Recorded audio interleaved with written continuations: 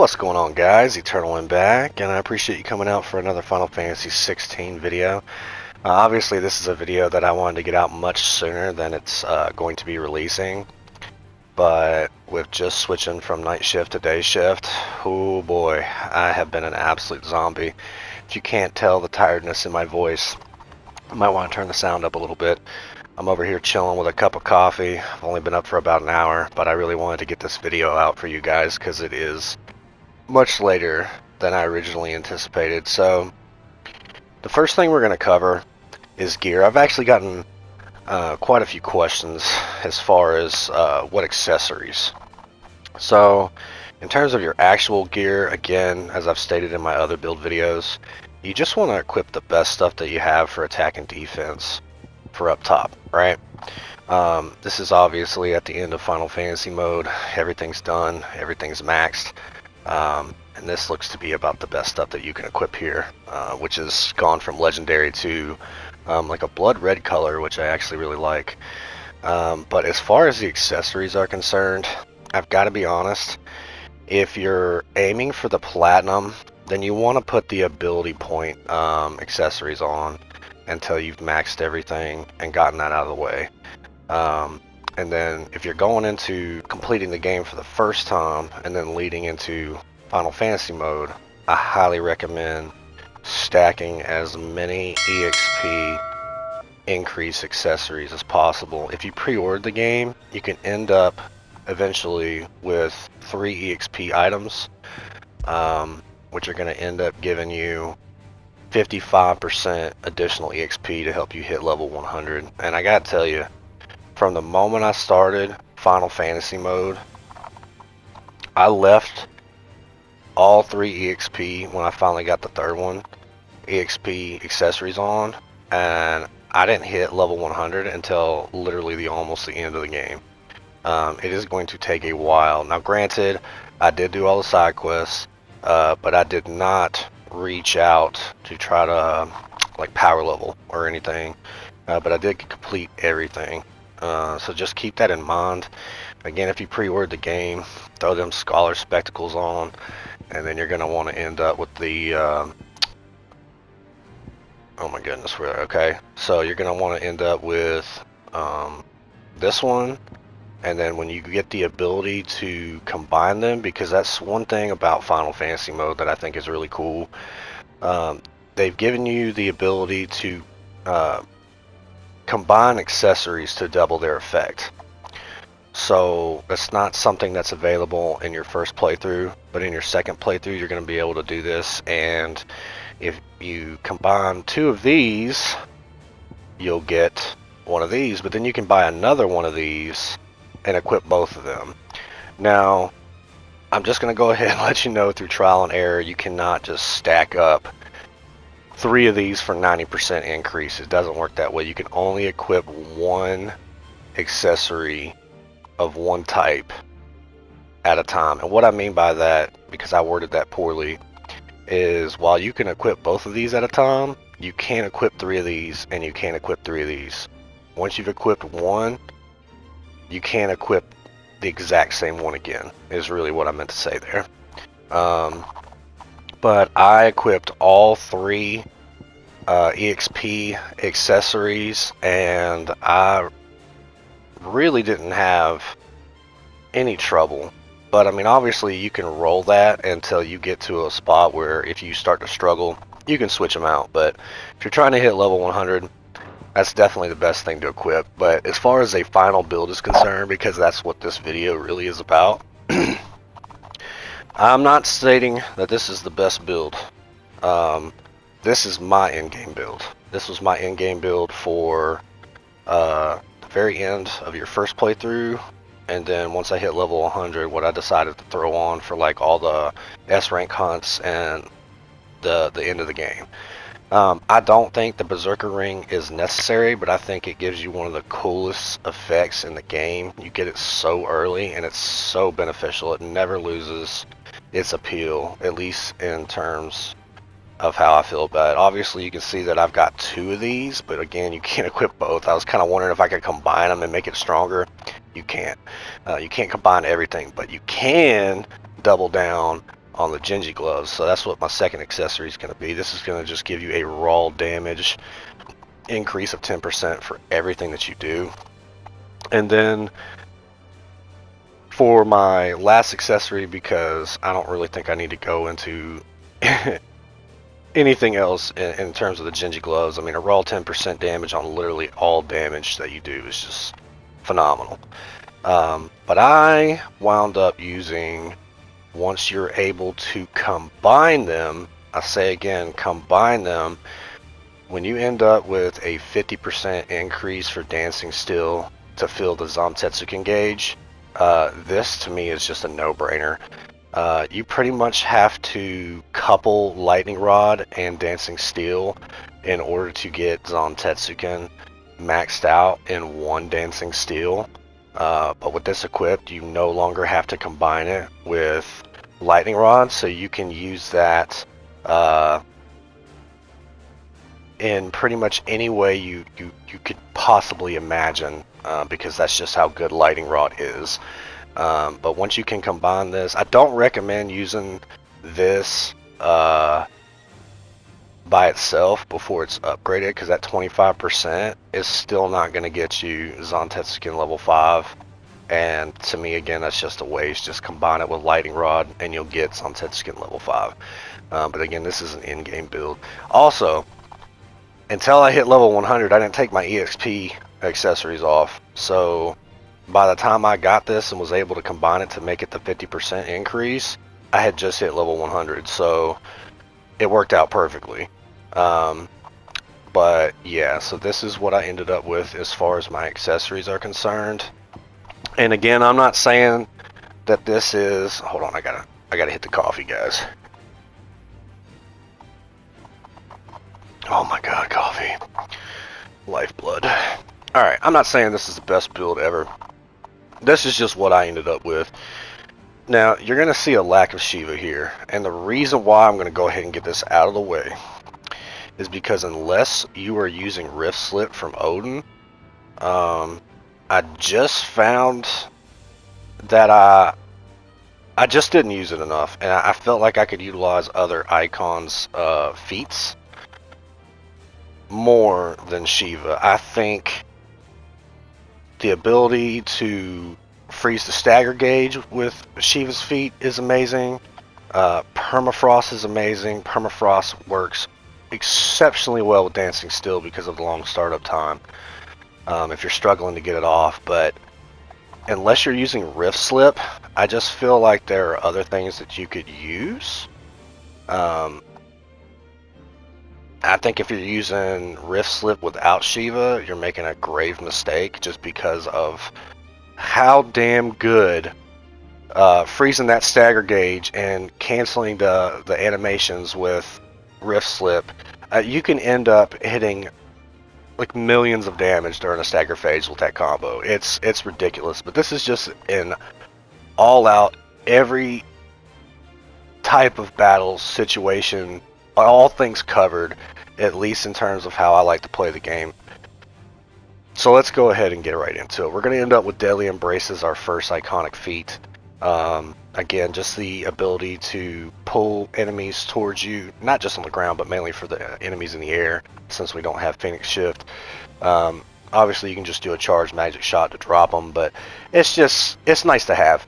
I generally leave this on there mainly when I'm fighting. Once I've cast whatever abilities I wanna cast, I usually go back to this, just because it's nice to have for whenever an enemy with a stagger bar hits that 50% mark, or an enemy with a stagger bar tries to do some kind of crazy ground attack, and you can just launch yourself in the air if he's not at 50% with Deadly Embrace.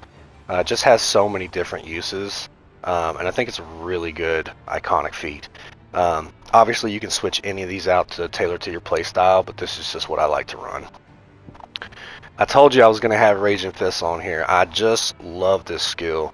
Not only does this do a really nice amount of stagger damage, the actual damage on it isn't terrible either. And there's so many physical attacks in this game This is just so fun to use. Just go full JoJo style, friggin' Dragon Ball Z, and just absolutely decimate enemies that try to hit you with physical attacks. The window in which you can quote unquote perfect parry and counter to get the full benefit of this skill is so generous. I use this all the time, like all the time. I just love it. And then if you're not using Diamond Dust, you're not playing Final Fantasy 16. As soon as you enter a stagger phase, your stagger multiplier is based on the stagger damage dealt. And if you get into a stagger phase and immediately cast Diamond Dust, you're at your 1.5 times multiplier. That's mainly what I use it for. At the start of a big ass battle, whether it be like a hunt or a boss battle, you can go ahead and use this right off the bat just to kind of neuter that stagger gauge pretty quickly, because we don't have impulse on this build, even though I highly recommend that skill. This does not have an atrocious cooldown, so I feel like you can use it in any situation.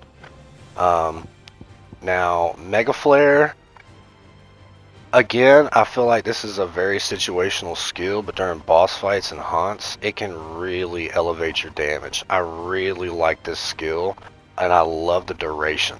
When you get a level 4 Mega Flare off, this shit lasts forever. Really like this skill. It does a good amount of damage, and again, if you launch this right before you start a stagger phase, you're going to skyrocket your damage. Really fun to use too. And then, as far as Will of the Wisps is concerned, you know, this is a skill that I've been telling you works so well with so many other skills. It works phenomenal if you want to, you know, cast this and then cast Lightning Rod to just decimate a stagger gauge like super quickly. And because of its protective effects, you can cast this and then go right into Wings of Light for Mega Flare, and you don't have to worry if you botch a precision dodge to level up your Mega Flare. You're just going to tank that attack and keep casting. It also works really well with Dancing Steel, because Dancing Steel has a really slow startup time, and you can get knocked out of it very easily. Something that I ran into quite a few times, and I mean, I pretty much always have this cast, so being able to just bounce into Mega Flare or Dancing Steel with it on, you don't really have to worry about much. I think this is an underrated skill, and a skill that is not considered very much until you go into what is it, Ultramaniac or whatever mode for arcade mode, where it absolutely shines in that instance. But just a phenomenal skill, and it works so well with so many other things. Again, you can cast this and then Lightning Rod to just decimate a stagger gauge very quickly if you feel the need to do so. And then obviously, aside from Zantetsuken, the hardest hitting move in the game, Giga Flare, you're gonna want this. This Kamehameha Shinku Hadouken just absolutely shreds health bars. I don't even think I really need to go into detail. If you've used it, you know. And then for the very last icon, obviously we're using Odin. The fact that they gave us the ability to use Zantetsuken in a Final Fantasy is just ridiculous. Hardest hitting skill in the game, even more so than Giga Flare, but only when it's level 5. I never use this unless it's level 5. Once you get it, you want to max it immediately, along with Dancing Steel. Aside from Wrist Slip, I don't think anything else that Odin offers is worth a shit. It looks cool, has really nice animations, does absolutely no damage, and just builds the gauge way too slowly for Zantetsuken. But once you get this and you use it, you'll know that you will never take this off. It is that good. And someone asked me to make a video where you just want to, end up clearing trash mobs. I clear trash mobs with this. I will combine these two to get level 5, and then Zantetsuken. And then if I can set up a level 5 at the end of a battle for the next battle, I'll do that, run into that battle, Zantetsuken. That's literally all you need. It's absolutely ridiculous how good this skill is. And then obviously to build it, this is where we have Lightning Rod for its multi-purpose uses. But when you combine it with Dancing Steel, that's what's going to give you level 5 Zantetsuken very, very easily. When you go into a stagger phase, I will, even though I have this equipped, I will go ahead and act like I don't. So during the gameplay portion, I will combine these to show you. Sorry, I just had to hit the coffee again. But yeah, this is pretty much my in-game setup. And this is something that I like to run. You know, Flames of Rebirth, at this point in the game, you know, I really like it for beginning and mid-game, but it drops off so bad that I just can't recommend taking it. You're not going to be killing enemies with it. You'll get them down to like really low health, and then you have like a 2-minute cooldown. It's just gross at that point. Again, really like it for beginning and mid-game, but yeah, it just falls off.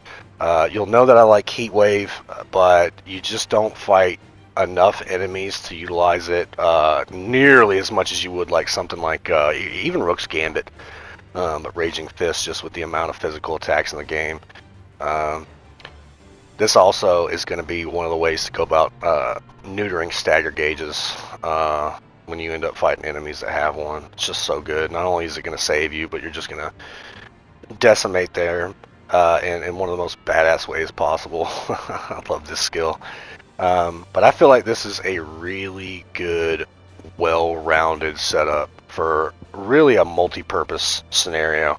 No matter what you end up facing, this is generally what I found myself taking through most of in-game and New Game Plus on Final Fantasy mode. So with that out of the way, I'm going to jump into a build showcase and kind of show you how this works, and we'll go from there.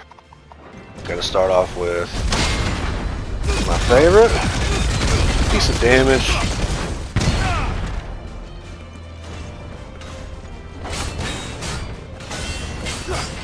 Nice try. Already have it back. It's going to be staggered. Well, not staggered, but the 50% mark. Drop this. Cast this. We'll just wait. See, I botched a dodge there because it's been so long since I played this game, and I botched one there too. But you've got Will the White saving you, so really helpful for whenever you try to go about casting this. Show you what the stagger damage looks like on this. Right there.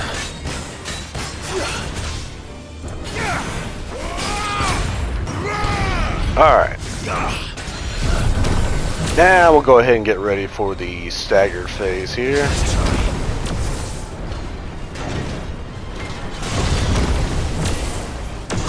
And we're right there.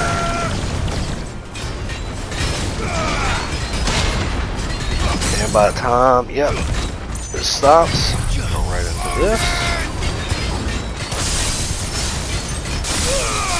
Now that you're at 1.5 times, go ahead and cast Lightning Rod and Zantetsuken.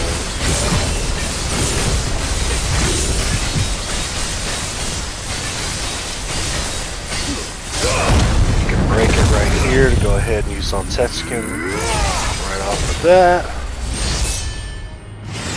Pop this for some extra damage, and then go into Giga Flare.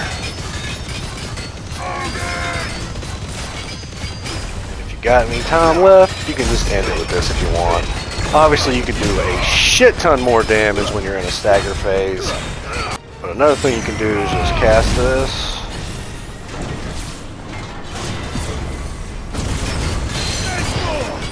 And then, whenever Dancing Steel comes back up, you can just tank that hit and go right into it.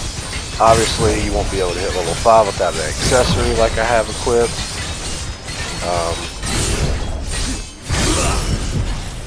Alright, so this is what you're going to end up looking like for a stagger combo with Zone Texicon already active. Into it.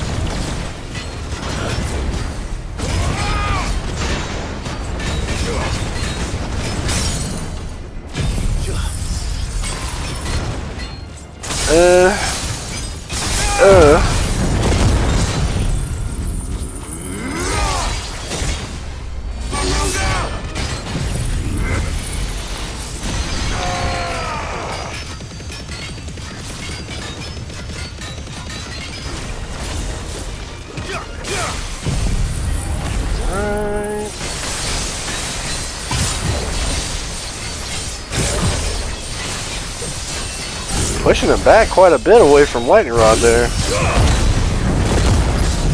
Going to another one of these. And you can just end it with something like this, so. Alright guys, that's going to be... God, look at the damage on that Lightning Rod. Nice try. But alright guys, that's going to be it for the video. If you enjoyed it, please be sure to smash that like button and subscribe to stay up to date on all of my content. As always, I appreciate you coming out, and I'll catch you on the next one. Deuces.